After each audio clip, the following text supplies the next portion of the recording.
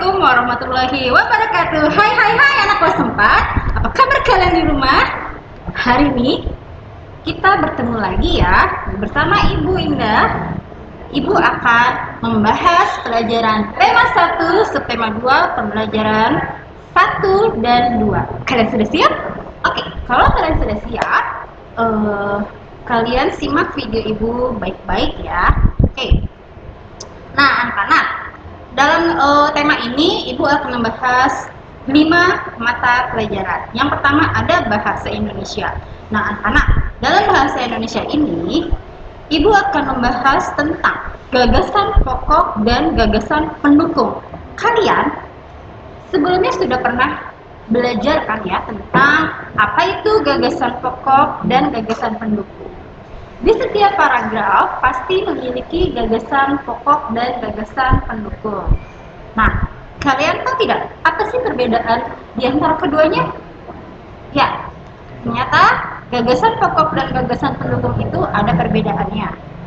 Gagasan pokok adalah inti dari teks yang ada pada paragrafnya ya. Jadi pokok permasalahan yang dibicarakan pada setiap paragrafnya. Sedangkan gagasan pendukung adalah uraian atau penjelasan yang menjelaskan dari gagasan pokok. Jadi di gagasan pokok itu ada permasalahan yang dibahas. Kemudian gagasan pendukung ini yang menjelaskan permasalahan-permasalahannya. Begitu anak-anak ya, dapat kalian pahami kan? Kemudian pelajaran yang kedua adalah IPA, ilmu pengetahuan alam. Nah, ini biasanya pelajaran yang sangat mengasihkan ya, atau apalagi ya kalau kita sedang melakukan percobaan atau eksperimen ya, itu top banget. Oke, lanjut. Nah, dalam materi ini kita akan belajar mengenai sumber bunyi. Kemudian nanti ada indera pendengaran. Kalian tahu apa itu indera pendengaran? Oke, sebelum kita lanjut ke indera pendengaran, Ibu akan membahas tentang sumber bunyi. Ya, sumber bunyi adalah benda yang bergetar dan menghasilkan bunyi. Jadi, kalau benda bergetar, pasti benda itu akan mengeluarkan bunyi. Contohnya apa saja sih dari sumber bunyi? Banyak. Yang pertama, ada pita suara. Nih, pita suara di tenggorokan kalian. Ya, kalian ketika berbicara, coba kalian pegang tenggorokan kalian ini, bergetar atau tidak? Nah, anak-anak, yang bergetar itu sebenarnya bukan tenggorokan, tetapi pita suara yang ada di dalam tenggorokan kalian. Oke? Kemudian ada alat-alat musik. Nah, alat-alat musik ini ada yang dipukul, digesek, dipetik ya. Ketika kalian memainkan alat-alat musik tersebut, contohnya gitar dipetik, kalian petik senar gitar, senarnya itu kan akan bergetar ya. Nah, ingat, benda yang bergetar akan menghasilkan bunyi. Jadi ketika senar gitar kalian petik, senarnya itu bergetar, otomatis gitar akan mengeluarkan apa? Ya, akan mengeluarkan bunyi. Lalu ada mesin kendaraan bermotor. Coba contohnya, siapa ya di rumah yang punya kendaraan bermotor? Mobil, motor, nah pasti semua punya ya. Coba deh kalian pegang ketika motor kalian sedang kalian panasi, bukan knalpotnya anak-anak ya, motornya. Nah itu kan motornya kan akan bergetar tuh. Ketika digas, motor bergerak, tentu akan menghasilkan bunyi. Hebat. Nah, seperti yang sudah Ibu jelaskan tadi, kita akan memasuki ke alat dengar atau indera pendengar telinga. Oke? Nah, anak-anak, di sini ada gambar anatomi indera pendengar atau apa? Ya, betul. 100 telinga. Ya, di situ ada anatomi telinga, ya. Ada ruang gendangan, ada gendang telinga, tulang matil, daun apa ini namanya? Daun telinga, kemudian rumah siput dan lain sebagainya. Banyak ya bagian-bagiannya. Nah, Ibu akan menjelaskan bagian-bagian dari telinga. Ternyata telinga ini memiliki 3 bagian. Ya, apa saja?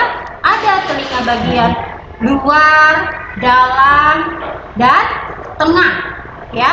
Nah, telinga bagian luar itu terdiri dari daun telinga dan lubang telinga. Kemudian telinga bagian tengah terdiri dari gendang telinga, 3 tulang pendengar, ya, ada tulang martil, tulang landasan, dan tulang sanggurdi. Kemudian yang ketiga ada saluran Eustachius. Kemudian telinga bagian dalam terdiri dari rumah siput yang ternyata di ujung-ujungnya itu terdapat saraf pendengar.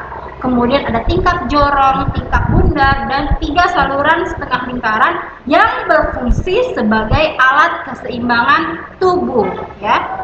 Oke, anak-anak. Ya, anak-anak, bagaimana telinga merasakan getaran? Semua bunyi yang membuat udara bergetar, ya. Getaran bunyi mengenai gendang telinga yang berupa selembar kulit tipis. Saat itulah gendang telinga juga mulai bergetar. Nah, getaran dari gendang telinga menjadi lebih besar di telinga tengah dan diubah menjadi pesan-pesan listrik di telinga bagian dalam. Ya, anak-anak ya. Kemudian kita memasuki ke pelajaran ilmu pengetahuan sosial atau IPS. Ya.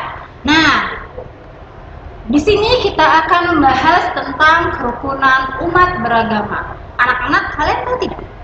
Indonesia ini memiliki 6 agama yang diakui oleh negara. Ya, ada agama Islam, Kristen, Katolik, Buddha, Hindu, dan Konghucu. Nah, penganut masing-masing agama tersebut tersebar dari seluruh Nusantara, ya, dari ujung Sabang sampai ujung Merauke. Kalian tahu kan Sabang itu di mana, Merauke itu di mana? Ya. Kemudian anak-anak tahu tidak, untuk menjaga kerukunan umat beragama di Indonesia ini kita harus bagaimana sih? Ya, yang pertama kita harus tidak boleh membeda-bedakan pemeluk agama lain, ya, terutama ketika mereka membutuhkan bantuan. Jadi ketika misalkan kalian punya teman berbeda agama dari kalian, ya, teman kalian ini membutuhkan bantuan kalian harus membantunya tanpa melihat agama dia apa sih. Kalau agamanya berbeda dengan kalian tidak mau membantunya. Tidak boleh seperti itu, ya. Kemudian yang kedua ada menggunakan tata krama sebaik mungkin, ya. Lalu menghormati orang lain, ya. Menikmati dan menghormati perbedaan. Mengembangkan rasa toleransi antar pemeluk agama. Oke. Nah, sekarang kita memasuki ke pelajaran PPKN. Nah, anak-anak, kalian pasti pernah melakukan kerjasama, baik itu di rumah ataupun di kelas. Kalian tahu tidak, apa itu kerjasama? Ya, kerjasama adalah usaha atau pekerjaan yang dilakukan secara bersama untuk mencapai tujuan bersama. Kalian tahu tidak, dari kerjasama ini kalian akan mendapatkan berbagai macam manfaat. Apa saja manfaatnya? Ya, manfaat dari kerjasama ini yang pertama, mempererat persatuan dan kesatuan. Ya, yang kedua, pekerjaan kalian akan menjadi cepat selesai. Yang ketiga, mempererat hubungan pertemanan. Keempat, pekerjaan akan terasa lebih ringan. Coba kalian bayangkan kerjaan yang banyak, ya, kerjakan tugas-tugas kalian banyak, tugas kelompok kalian banyak. Kalau hanya dikerjakan oleh satu orang, akan bagaimana? Lelah kan? Tapi kalau dikerjakan secara bersama-sama tentu akan menjadi mudah dan terasa lebih ringan. Kemudian yang terakhir, tentulah mengurangi beban orang lain. Oke, anak-anak, sekarang kita ke pembelajaran terakhir yaitu SBDP. Oke, apa sih yang akan dibahas di pelajaran ini? Ya, formasi gerakan tari dasar. Nah, di sini ada gambar formasi gerakan dasar ya.